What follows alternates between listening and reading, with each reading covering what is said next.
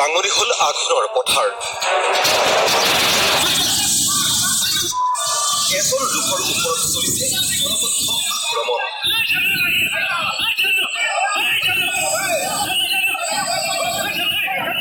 অৰ্ধ শতাধিক লোকে লাঠি আঙুলেৰে প্ৰহাৰ কৰিছে লোকজনক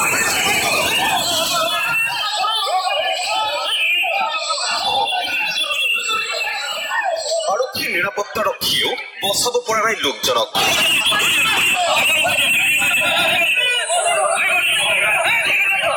দুদু পেগু নামৰ এই লোকজনে মাজুলী ঢকুৱাখনা সীমান্তৱৰ্তী কেঁকুৰিত সংঘটিত কৰিছিল এক নৃশংস হত্যাকাণ্ড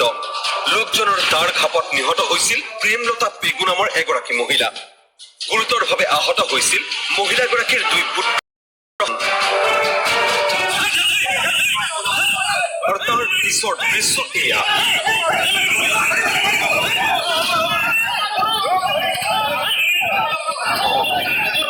হত্যাকাণ্ড সংঘটিত কৰি মাজুলীলৈ পলাই অহা দুদু পেগুক উদ্দেষ্ট জনতাৰ গণপ্ৰহাৰ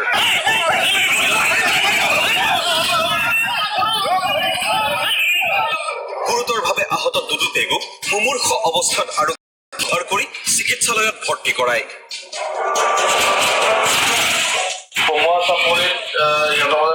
কাজিয়া হৈ এইজন যোনজন মানুহ দেখিছে আপোনালোকে সেইজন মানুহে তিনিজনক এজন স্পটেড হৈছে মাইকী মানুহজনী আৰু সৰুকৈ ছোৱালীজনীক কাটিছে আৰু এটা মানুহ দুজনক তেওঁলোকে যোৰহাট হস্পিটেললৈ ৰেফাৰ কৰা হৈছে তেখেতক আমি সোণাইচাপৰি আউটপোষ্টত সোমাই দিবলৈ ৰৈছোঁ হত্যাকাৰী দুদু পেগু মানসিকভাৱে বিকাৰগ্ৰস্ত লোক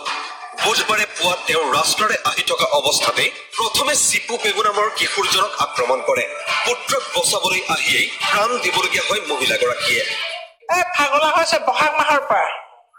এই কিছুমানক খবৰ মোক আমুক কৰিলে থামুক কৰিলে এনেকে কৰিলে তাৰ পৰা দুবাৰ পলাই পেলাই আবি থাকিলে ৰাসৰ আনন্দ উৎসাহৰ মাজতেই এনে এক ঘটনাক লৈ মাজুলীত তীব্ৰ চাঞ্চল্যৰ সৃষ্টি হৈছে